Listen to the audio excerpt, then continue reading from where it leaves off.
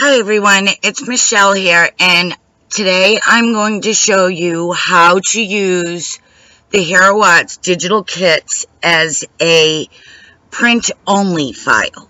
When you first get your kit and you download it, it's going to come in a compressed zip file. If you are not familiar with a compressed zip file, they look like this. They have a little zipper on them, and it says compressed zipped folder. All you need to do is right-click on it. If you're on a PC, I am sorry, but I'm not familiar with a Mac, so I'm not sure what it would be. And then just go up here to extract all.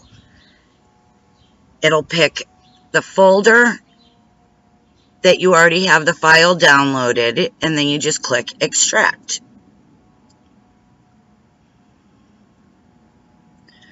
Once the file is extracted, you have to go up and find the extracted file. So here is my holiday houses. So I'm going to open the file, and inside the file, you're going to find brushes that you can use for Photoshop, CorelDRAW, Illustrator, your extras. And in here, you're going to get some brads, some buttons, the Hero Hughes papers, if you'd like to use those, some pearls, there's some tags, and just a solid house. And then if you go back to the folder, there will be a folder for papers, and here we have a beautiful printed snow paper, if you can see that, beautiful snowflakes on some light gray paper. And also included in the kit are the stamps. These are what you will use for print files. If you just want to print them out on the front of a card to make a one-layer card, or you can print them and cut them out.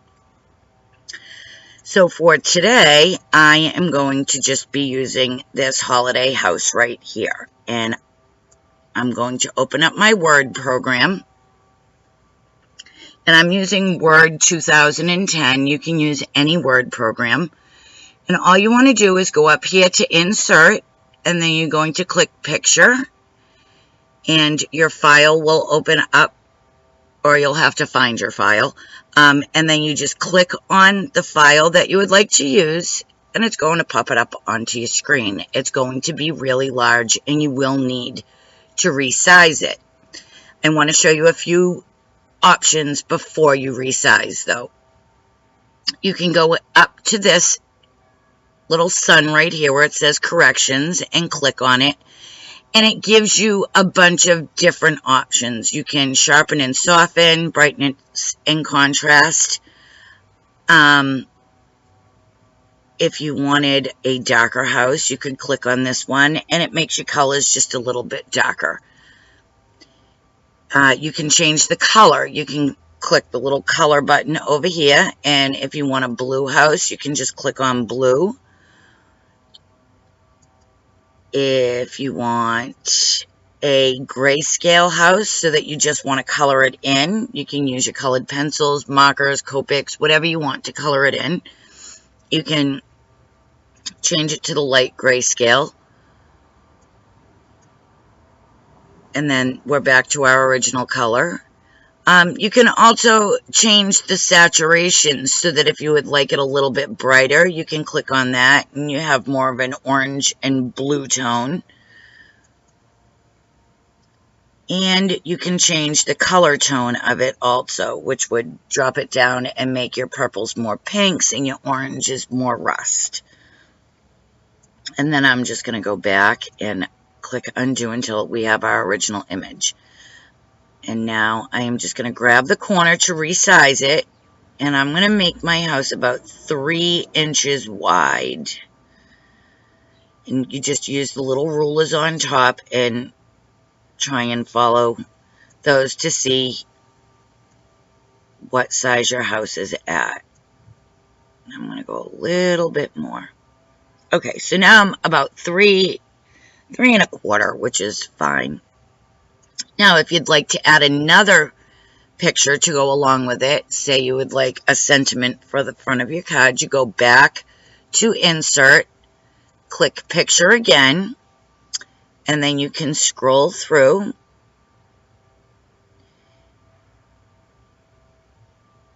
And I'm going to use this sentiment right here. I'm just going to click on it. Now,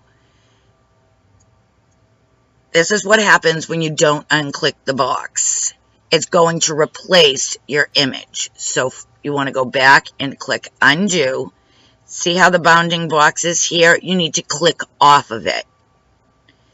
Then go back to insert, click picture again, pick your sentiment, and it's going to put it down below. And then I'm going to resize this.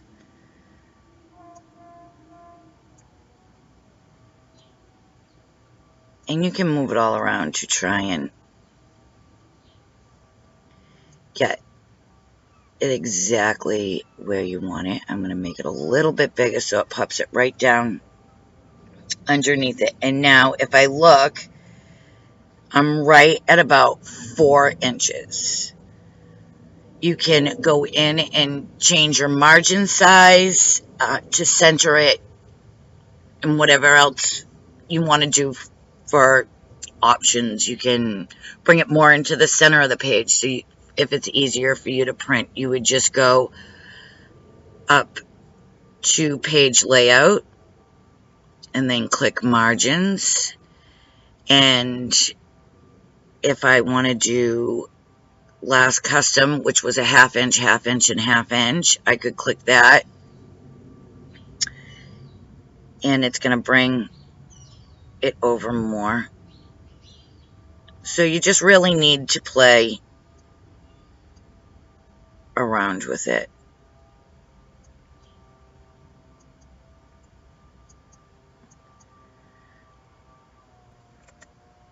And I'm going to hit enter and move it down. And then I can resize it a little bit. And then all I have to do is run my paper straight through my printer. I just go to File